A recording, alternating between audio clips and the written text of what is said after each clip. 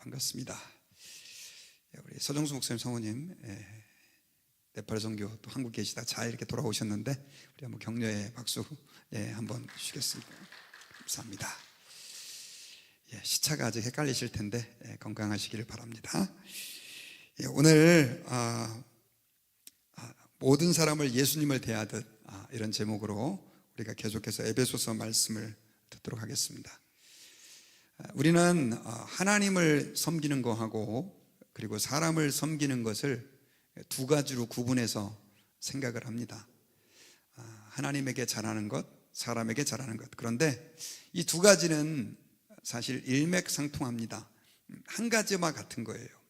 왜냐하면 하나님에게는 잘하는데 사람에게 잘 못하면 하나님은 그걸 뭐라고 얘기하냐면 하나님에게도 잘 못하는 거다, 이렇게 말씀을 하고 계시기 때문에 그렇습니다. 그리고 복음을 전할 때도요, 우리가 하나님에게만 잘하는데 사람과의 관계, 사람과의 삶 속에서 잘하지 못하면 우리는 어떤 얘기를 들을 수 있냐면 네가 이 땅에서 하는 걸 보니까 네가 섬기는 하나님이 믿을 만하지 않은 것 같아, 이런 얘기를 들을 수도 있다는 거죠. 어떤 부장님이 20년 동안 회사 생활을 하다가 큰맘 먹고 전도를 한 번도 안 했는데 그 부하 직원들한테 큰맘 먹고 설교의 은혜 받고 전도를 했다고 합니다.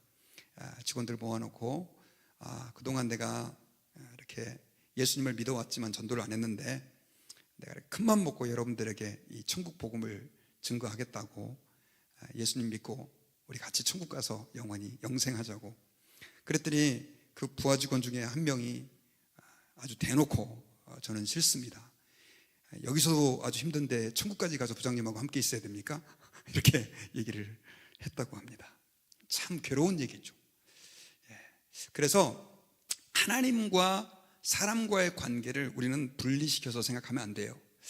특별히 여러분, 그래서 이 바울 서신을 보면 우리가 하나님을 어떻게 섬겨야 될 것인가, 하나님의 은혜를 어떻게 깨달아야 될 것인가 하는 것에 대해서 보통 절반 정도를 할애하고 나머지 뒷부분은 사람과의 관계에서 어떻게 살아야 할 것인가 라고 하는 것을 계속해서 디테일하게 얘기를 해주고 있습니다.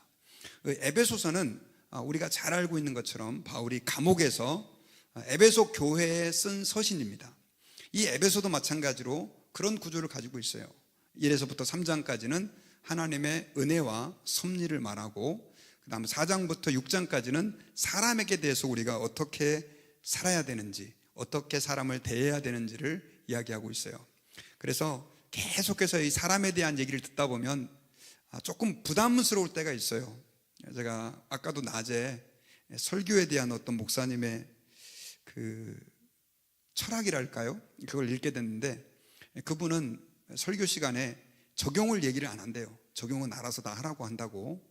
왜 그러냐고 물어봤더니 그렇게 하게 되면 상처를 받는 성도들도 있고 부담을 갖는 성도들이 많이 있다는 거죠.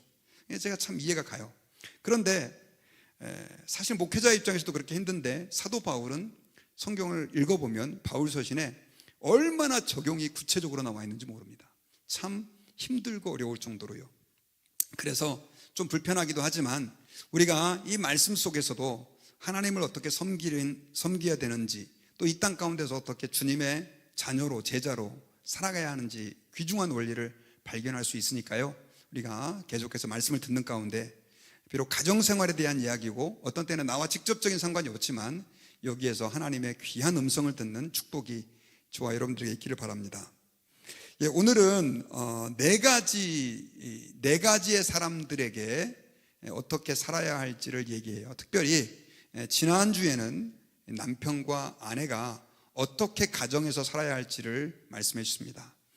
아내들은 남편들에게 복종하기를 예수 그리스도께 하듯 해라, 이렇게 말씀을 했고, 아내들에게는 남편을 머리로 알고,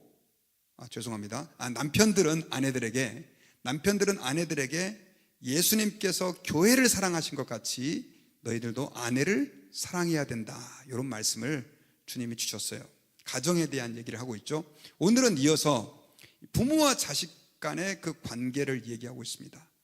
사실 부부의 그 문제도 굉장히 심각한 문제이지만 부모와 자녀의 문제도 이게 결코 쉽지 않아요. 저는 어렸을 때 이 에베소서 말씀을 이렇게 읽었을 때는 그렇게 많이 이렇게 좀 와닿지 않았었어요. 그런데 나이가 먹고 아이들이 장성하다 보니까 이게 정말 중요하고 놀라운 말씀이구나 하는 사실을 더 깊게 깨닫습니다. 그러면서 부모와 자녀와의 관계에 있어서 여러 가지를 얘기하지 않고 여기서도 딱 심플하게 한 가지씩 얘기를 하고 있는데, 그 첫 번째가 먼저 뭐냐면 자녀들은 부모에게 순종하라 라고 하는 거예요. 자, 우리 에베소서 6장 1절을 같이 한번 읽어볼까요? 자, 시작. 자녀들아, 주 안에서 너희 부모에게 순종하라. 이것이 옳으니라. 자, 자녀들은 부모님에게 순종하라 라고 얘기를 하고 있어요. 특별히 범주를 정했는데 주 안에서 순종해라 라고 하는 말씀을 했습니다. 이 에베소 서신은 이방인들로 구성된, 이방인들이 많이 그 교회의 멤버가 되어 있는 이방 교회에 보낸 편지입니다. 그런데 여러분, 특별히 이 자녀들이 에베소 지역에서 장성한 자녀들 같은 경우는요, 이 부모님에 대해서 지금도 마찬가지지만 불만이 굉장히 많이 있었습니다. 왜냐하면 이 로마의 그 가정 문화를 살펴보면요, 이 로마는 아주 독특한 가부장적인 특징을 가지고 있는 문화를 가지고 있었어요. 그러다 보니까 이 아버지가 지금도 이슬람 문화권의 그런 것처럼 이 가족의 생사 여탈권을 가지고 있었습니다. 아버지가 아주 절대적인 가정의 독재자였던 거죠. 심지어 어느 정도의 그 힘을 가지고 있었냐면, 아이를 엄마가 낳잖아요. 근데 이 아이가 기형이라든가 혹은 애가 너무 비실비실해 갖고 내가 키울 만하지 않다, 그러면 그 아이를 그냥 아빠가 그러면 버려야 되는 거예요. 그렇게 해서 버려지는 애들이 굉장히 많이 있었다고 합니다. 그러다 보니까 이 아버지들이 가정 안에서 자녀들에게 혹은 가족들에게 인격적인 아버지가 별로 없었다는 거예요. 그러니까 여러분, 이 로마 사회에 말 그대로 많은 자녀들이 아버지에 대해서 가지고 있었던 생각은 뭐냐면, 내가 힘만 가져봐라 라고 하는 거죠. 아버지에 대한 존경심이 없는 거예요. 그래서 그 기에 눌려가지고 꼼짝 안 하고 있는 그런 것이 일반적인 로마의 가정이었고, 따뜻한 아버지와 아들의 관계, 또 부모님과 자녀와의 관계가 그렇게 말 그대로 흔하지 않는 그런 독특한 특징을 가지고 있었다고 합니다. 물론 거기엔 다 예외도 있겠지만요. 그런데 이런 사람들이 예수 그리스도를 믿고 신앙생활을 하다 보니까 이제는 그 아버지에 대한 그 마음들을 오늘 성경에서는 사도 바울이 내려놓고 이제 그분들을 정말 하나님께서 세우신 영적 권위자로 십계명에 말씀하신 것처럼 인정하고 또 그들을 순종하고, 또 2절에 보니까 공경하라 이렇게 돼 있는데, 내 아버지와 어머니를 공경하라 라고 하는 계명으로 그들에게 명령을 주고 있는 것이다 라고 하는 것입니다. 특별히 자녀들에 있어서 부모님에게 해야 될 중요한 태도는 순종하고 그 부모님에게 공경하는 것입니다. 이것은 물론 구약 성경에서 십계명에서 주님이 명령하고 있고 율법에서 명령하고 있는 것이지만, 지금 신약 시대에도 여전히 그것이 유효하다고 사도 바울은 선언하고 있어요. 그 이유가 뭐냐면, 하나님께서는 거의 대부분의 경우 부모님을 통해서 그 자녀들에게 신앙을 물려주고 하나님의 뜻을 전달하는 일들이 굉장히 많이 있었기 때문에 그렇습니다. 여러분 아시겠지만은 그 이삭이 이 야곱이 그가 죽기 전에 이 아들들을 12아들들을 다 축복하면서 그 축복이 그들에게 그대로 각 지파에게 약속으로 성취되고 이루어졌잖아요. 또 아브라함이 이삭에게 축복한 것이 그대로 이루어졌고요.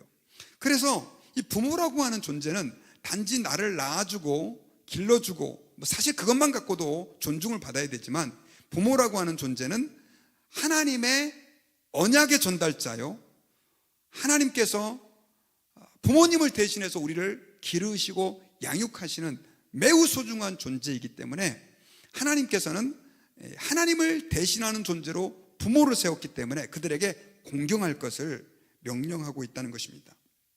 특별히 여러분, 3절에 보면 이로써 내가 잘되고 땅에서 장수하리라 라고 하는 이 약속을 해주고 있는데 2절 뒷부분에 보면 이 말씀을 가지고 부모를 공경하라, 부모에게 순종하라, 이것이 약속 있는 첫 계명이다 라고 얘기를 하고 있어요.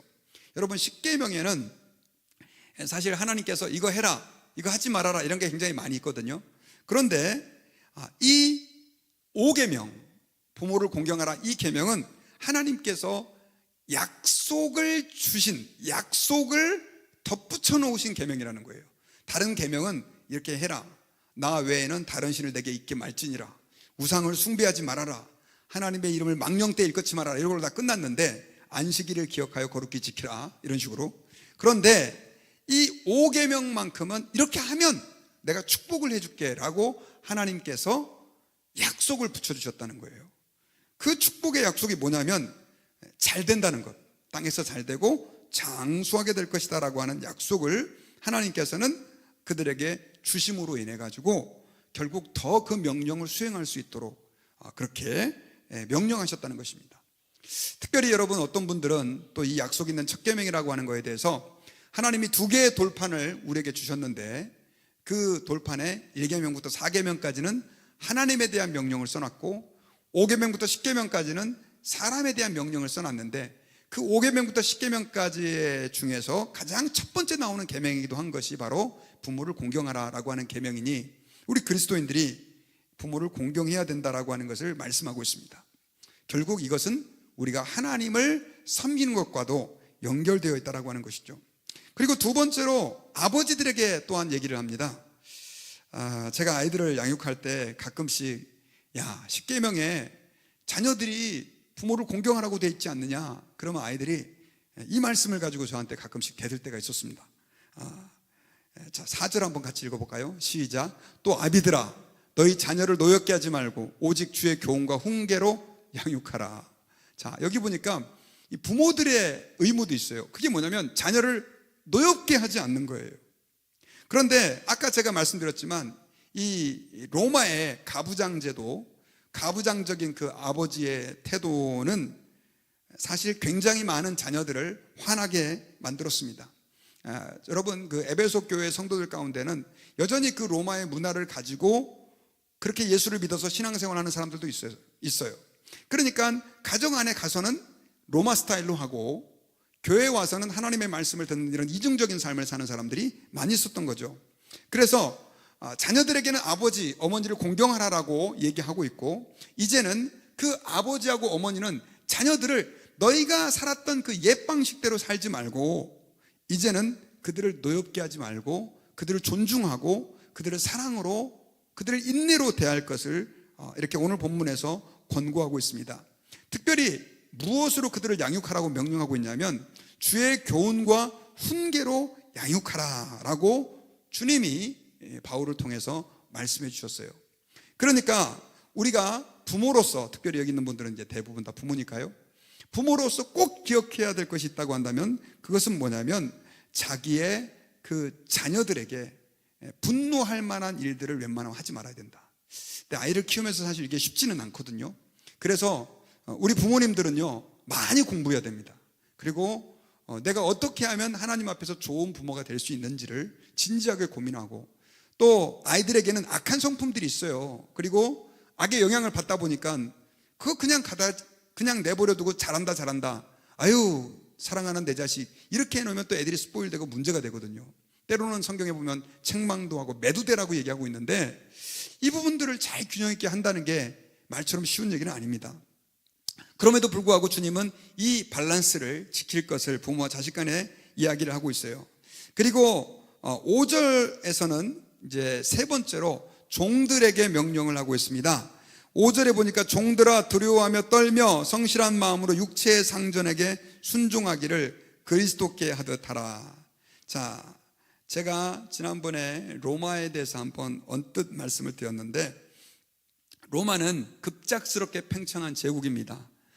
근데 이렇게 나라가 급작스럽게 팽창하게 된 이유는 엄청난 군사력, 또 잘 훈련된 그 군인들이 각 나라를 갖다 지배하게 되는데 말 그대로 정말로 얼마나 빠른 속도로 그들을 이렇게 지배해 나가는지 문제는 그때 지배한 나라의 그 백성들이라든가 또 거기에 있는 요직에 있는 사람들을 어떻게 처리할 방법이 없어요. 그래가지고 그 점령당한 지배국의 백성들은 많은 경우 로마의 포로가 되는 경우가 많이 있었습니다. 그러다 보니까 실제로 로마 인구의 3분의 1, 그 당시 로마가 한 100만 명 정도 인구가 되었다고 해요. 그런데 그 중에 3분의 1 가까이 한 30만 명 정도가 노예로 있었답니다. 근데 이 노예들은 우리가 아는 것처럼 말 그대로 막일만 하는 사람들이 아니라 의사, 그리고 돈을 계산하는 회계사, 요즘으로 말하면 그런 사람들, 또 공무를 보는 공무원들도 있었고요. 하여튼 웬만한 그 상점에서 파는 사람들, 매매업을 하는 사람들, 농사 짓는 사람들 포함하여 그런 일들을 하는 사람들이 전부가 다 노예였다는 거예요. 그러다 보니까 말 그대로 로마 이 에베소 교회 안에도 실제로 노예 출신이었던 사람들이 많이 들어오게 됐습니다. 제가 로마서 그때 16장 강의하면서 한 사람 한 사람씩 이름을 열고 했는데 그 가운데 귀족들도 있었지만 상당수는 노예 출신들도 많이 있었다는 것을 우리가 거기에서 살펴보았습니다. 그런데 이 노예 출신이었던 그리스도인들, 그러니까 노예이고 노예였던 사람, 이런 사람들에게 5절에 보니까 두려워하고 떨면서 성실한 마음으로 육체의 상전에게 순종하기를 그리스도께 하듯 하라라고 권면하고 있습니다.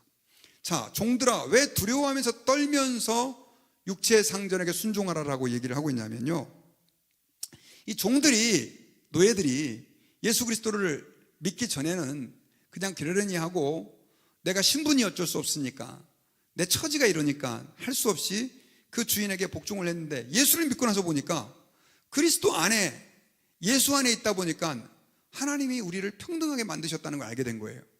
하나님은 그리스도, 예수 그리스도의 십자가의 보혈의 피로 종이나 상전이나 가난한 사람들이나 다 십자가의 보혈의 피로 구원하신 것을 알게 된 거예요. 남자나 여자나 아이나 노인이나 할 것이 없이요. 그러다 보니까 예수님 안에서는 똑같이 형제 자매인 거예요. 상전도 형제고 말 그대로 귀부인도 자매인 거예요. 그러니 그 사람들을 무시하는 마음이 생긴 겁니다. 그래서 예수님을 믿는 특별히 그 상전들이 있는 경우 이 노예들은 저 사람도 예수 믿으니까 같이 교회에서 예배 드리는데 거기서는 교회에서는 형제로 우리가 여기는데 하면서 그들에게 순종도 안 하고 함부로 대하는 그런 사람들이 생겨지게 된 것이죠. 그래서 사도 바울은 그들에게 권고합니다. 두려워하면서 떨면서 성실한 마음으로 그 육체의 상전에게 순종을 해야 된다. 이것이 하나님의 법을 이루는 것이다. 그러면서 여기서 한 가지 덧붙인 게 뭐냐면 그 육체의 상전에게 순종하기를 누구에게 하듯 하라? 그리스도께 하듯 하라 라고 말하면서 예수님에게 순종하듯이 그 육체의 상전들에게 순종하라 라고 말씀하고 있습니다. 이거 가지고 옛날에는 노예제도를 성경이 합리화하는 거다 이렇게 주장하는 사람들도 있었습니다. 실제로 이런 구절들을 가지고 이 노예제도를 반대한 사람들도 있었어요. 하지만 이것은 노예제도를 합리화하고 노예제도가 성경적이야 라고 말하는 것이 아니에요. 그 당시 문화가 그랬고 그리스도인들이 그 문화권 속에서 어쨌든 그것이 그 제도 자체가 그들 힘대로 어떻게 할 수 없는 상황에서 주님은 거기서 최선을 다하고 그리스도인으로서 빛과 소금의 사명을 감당하라고 권면하면서 지금 이 메시지를 하고 있는 것이죠. 그러면서 6절에서는 눈가림만 하여 사람을 기쁘게 하는 자처럼 하지 말고 그리스도의 종들처럼 마음으로 하나님의 뜻을 행하고, 7절 다 같이 한번 읽어볼까요? 시작. 기쁜 마음으로 섬기기를 주께 하듯 하고 사람들에게 하듯 하지 말라. 자, 이 말씀은 사실 오늘날은 이제 거의 대부분의 나라들이 노예제도를 시행하고 있지 않아서 우리하고 직접적인 상관은 없습니다. 그러나 조금 더 확대해서 우리가 이 말씀을 우리가 적용할 때 우리가 직장에서 상사들이 있잖아요. 위에 고참들이 있고 또 어떤 경우는 종업원과 사장님, 예수 믿는 사장님들이 있는 경우 사실 그 종업원들도 믿음이 좋은 사람들, 믿음이 있는 사람들은요 이런 현상들이 오늘날에도 일어납니다. 사장도 같은 형제고 자매인데 내가 저 사람 말을 그렇게 못 들어야 돼? 하면서 같이 예수 믿는 사람이라고 맘먹으려고 그러고 그리고 말도 안 듣고 그래가지고요, 이 예수 믿는 사장님들이 예수 믿는 종업원들 때문에 아주 골치를 썩이고 애를 먹는 경우가 많이 있습니다. 실제로 그런 경험 여러분 해보신 분들도 계시죠? 이것은 지금 이 세상에는 여러분 노예와 주인의 관계는 아니지만 어떻든 질서를 위해서 이런 위계 질서가 존재하는 경우가 있습니다. 사실 가정 안에도 이런 위계 질서가 존재하고 교회에도 존재하고 직장에도 존재하고 세상에도 그 위계 질서가 존재하는데, 주님은 그것을 복종하고 또 순종하면서 마치 그 상관들을 그리스도를 대하듯 하라라고 얘기하면서 눈가림만 해서 사람을 기쁘게 하는 자처럼 말 그대로 볼 때만 잘하고 안 볼 때는 내 마음대로 그렇게 하지 말라라고 권면하고 있습니다. 그러면서 그 사람을 섬기기를 사람에게 하듯 하지 말고 주님께 하듯 해라 라고 권면하고 있는 것이죠. 주님이 왜 이렇게 말씀하고 있느냐? 그 이유는 비록 그 상관이 안 믿는 사람이라 할지라도, 믿는 사람이라 할지라도 만약에 안 믿는 사람 같았으면 우리의 그 충성스러운 모습 때문에 그 사람의 마음이 열려서 예수 그리스도의 복음을 받아들이고 예수님을 믿을 수 있는 가능성이 아주 높기 때문에 그렇습니다.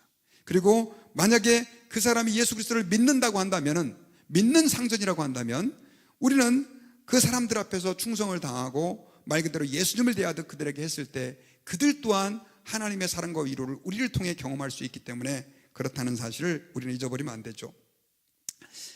그리고 한 가지, 이게 쉽지가 않았던 모양이에요. 그래서 여기에다가도 약속을 붙였어요. 아까 자녀들아 부모를 공경하라, 그리고 거기에다가 약속이 있는 첫 계명이다 이런 얘기를 했지 않습니까?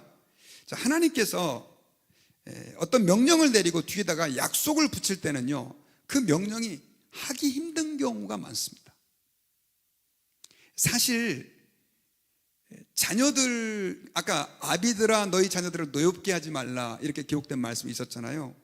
그런데 아비들아 너희 자녀를 좀 마음을 다해 사랑해라 이런 건 별로 없어요.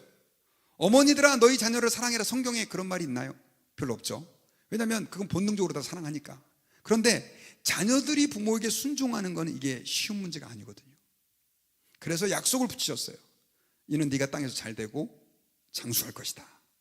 그리고 노예들도 마찬가지였던 것 같아요. 저는 노예 신분에 있어 보진 않았습니다. 그런데 회사에서 혹은 직장생활을 하는 분들은, 또 비즈니스를 하는 분들도 마찬가지고요, 이 존재하는 상하관계라는 게 이게 사람을 보통 힘들게 하는 게 아닙니다. 더더군다나 위에 있는 분이 좀 좋은 분이면 괜찮은데 실제로 그렇게 내 마음에 저 상사는 100점이야 하는 분은 거의 없습니다. 거의 없어요. 잘 줘야 60점이면 훌륭하다고 저는 보거든요. 그러다 보니까 힘들어요.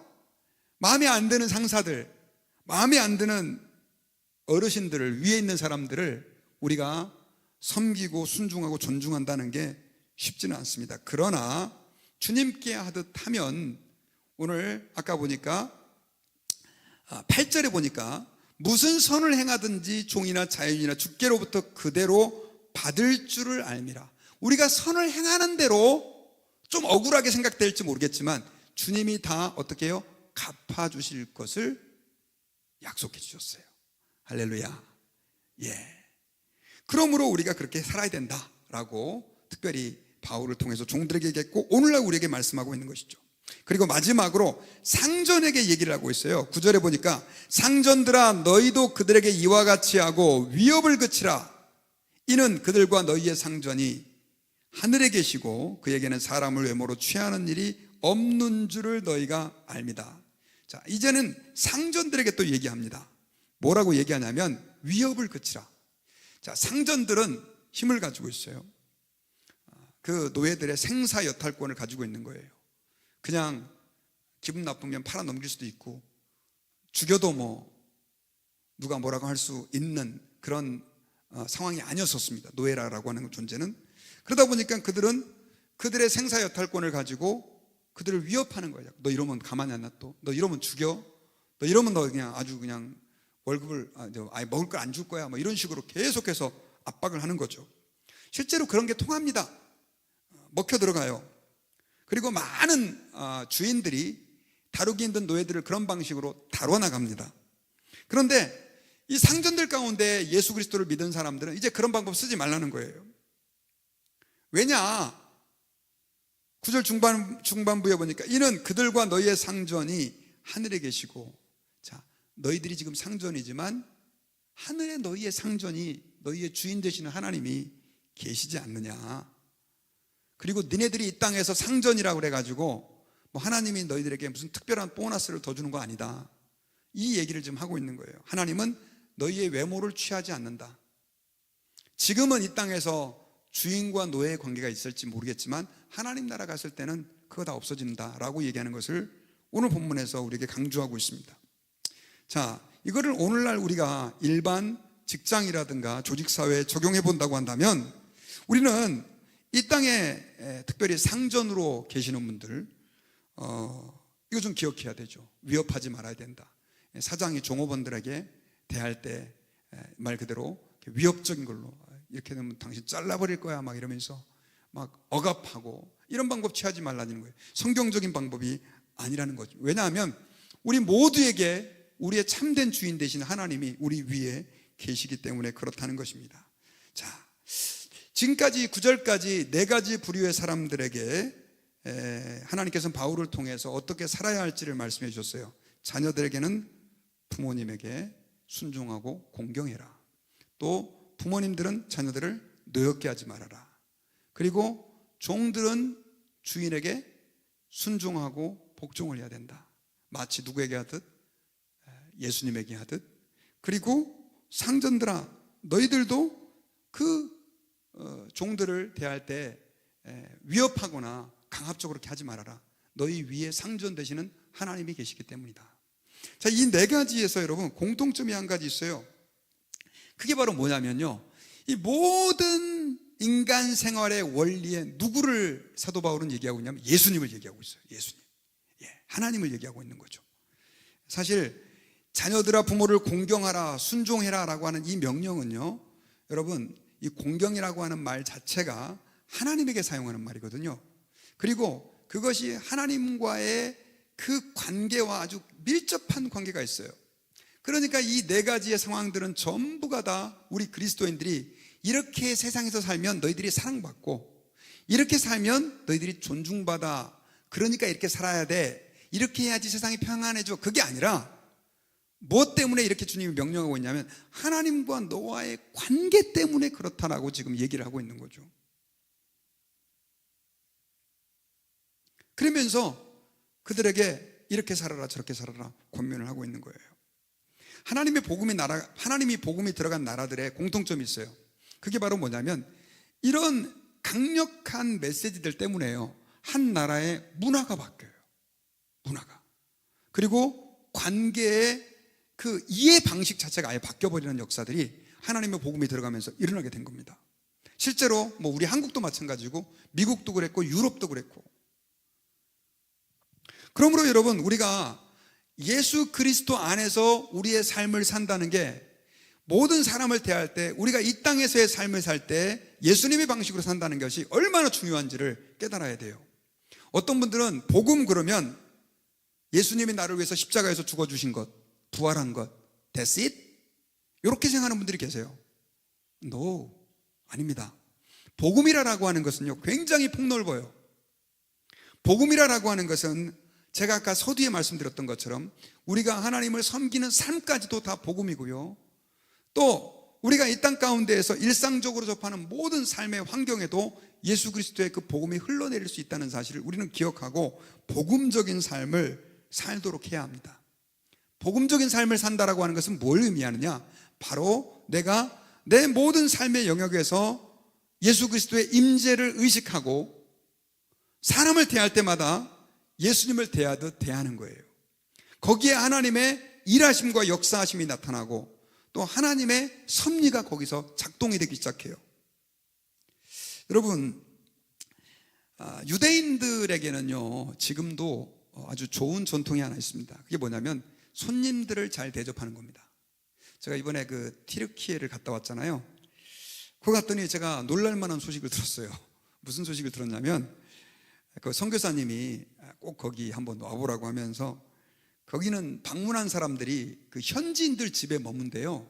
며칠 동안 그들이 밥을 해주고 그렇게 뭐 필요를 다 채워주고 한다는 거예요. 낯선 사람한테. 자기들 교인이 아니어도 그렇게 된다는 거예요. 그래서 아니 그게 요즘 시대에 가능합니까? 그랬더니 그 사람들은 그게 손님을 대접하는 거를 엄청난 영광으로 생각을 한다는 거예요. 그래서 문득 여러분 손 대접하기를 힘쓰라라고 하는 말씀 있잖아요.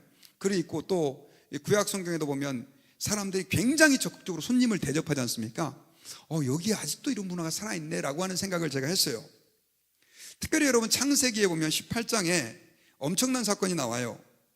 아브라함이 이 천사들과 하나님을 자기 집에 대접한 사건입니다. 자, 아브라함의 마므레 상수리 숲을 아래에서 그렇게 앉아있을 때 세 사람이 길을 가는 걸 발견을 해요. 근데 보니까 나그네 같거든요. 뭐 그들에게 하나님의 티가 났던 것도 아니에요.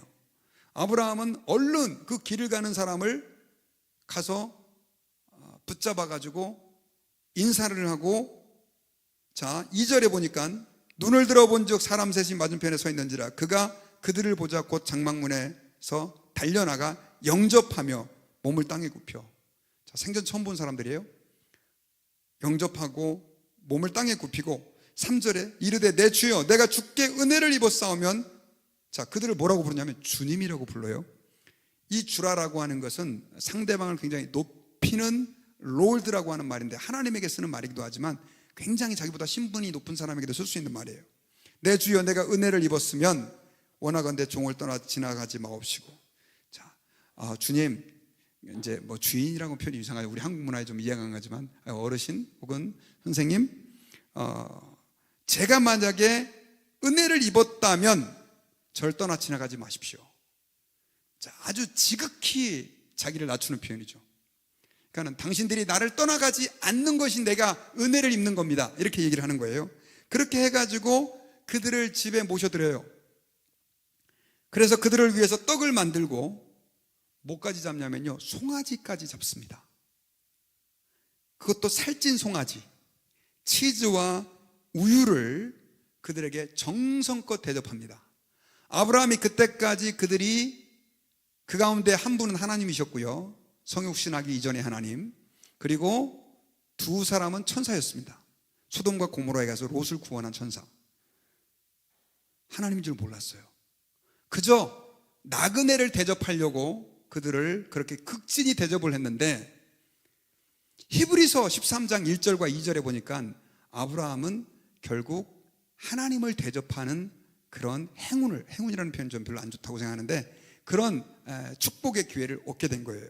자, 히브리서 13장 1절 2절 한번 읽어볼까요? 시작. 형제 사랑하기를 계속하고 손님 대접하기를 잊지 말라. 이로써 부지 중에 천사들을 대접한 이들이 있었느니라. 자, 아브라함이 이 접대 이후에 이삭을 출생할 것이라고 하는 구체적인 예언을 하나님으로부터 듣습니다. 그리고 그 중에 한 분이었던 이제 학자들은 성육신하기 이전에 성자 예수님으로 봐요. 그분에게 가가지고 소돔과 고모라 땅을 심판하겠다고 하는 계획을 듣게 되고, 그들을 의인 50명만 있다면 45, 40, 30, 20, 10명 10명만 있다면 그들을 심판하지 말아달라고 하는 기도를 그 하나님에게 드리는 장면이 나오고요, 결국 그걸로 인해 가지고 소돔과 고모라가 심판받는 중에서 롯과 그의 딸들이 구원을 받는 축복의 기회로 연결이 됩니다. 할렐루야. 자, 손님을 한번 대접한 건데 그것이 그렇게 어마어마한 구속사적 사건의 계기가 되는 것이죠. 여러분, 제가 오늘 본문을 통해서 저와 여러분들과 나누고 싶은 얘기는 그것입니다.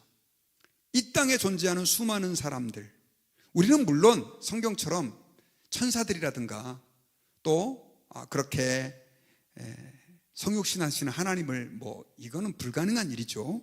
그러나 저는 이 성경의 원리가 지금 신약 시대에도 오늘 현대에도 그대로 적용이 된다고 한다면 우리가 우리의 부모님, 내 자녀, 내 상관, 또 내 아래에 있는 사람들을 예수 그리스도의 마음을 가지고 그리스도를 대하듯 한다고 한다면 하나님이 우리를 축복하시지 않으실까요?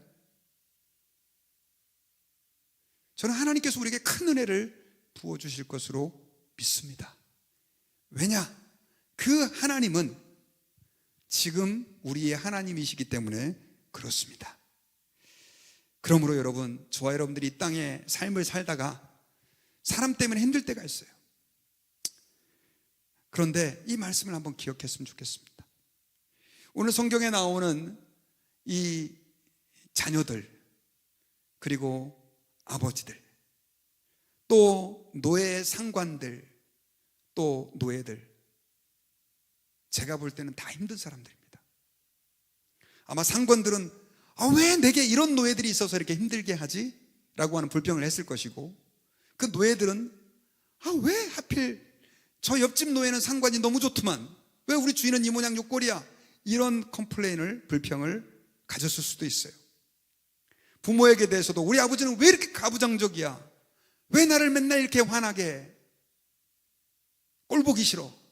이런 생각을 하는 자녀들도 있었을 것이고, 어떤 부모는 아니 얘는 왜 이렇게 말을 안 들어? 왜 이렇게 내 속을 뒤집는 거야? 그런 자녀들이 있었을 거예요. 그런 상황에서 오늘 이 말씀을 하고 있다는 사실을 우리는 기억해야 합니다.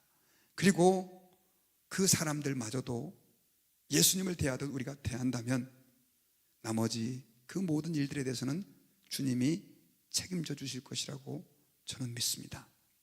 하나님을 섬기는 삶은 교회에서만 찬송 열심히 부르고 기도 많이 하고 성경 많이 읽고 예배 잘 드리는 것이 아니라 내 가정에서, 내 직장에서, 내 삶의 현장에서 이어진다라고 하는 사실을 우리 모두가 기억하고, 그런 삶을 우리 모두가 살 수 있는 은혜를 우리 주님께 구합시다. 내 힘대로는 안 됩니다. 성령께서 우리 가운데 역사하실 때 우리의 삶에서 내가 섬기는 하나님이 인간관계에서 역사하시고 일하실 줄 믿습니다. 우리 같이 기도하겠습니다.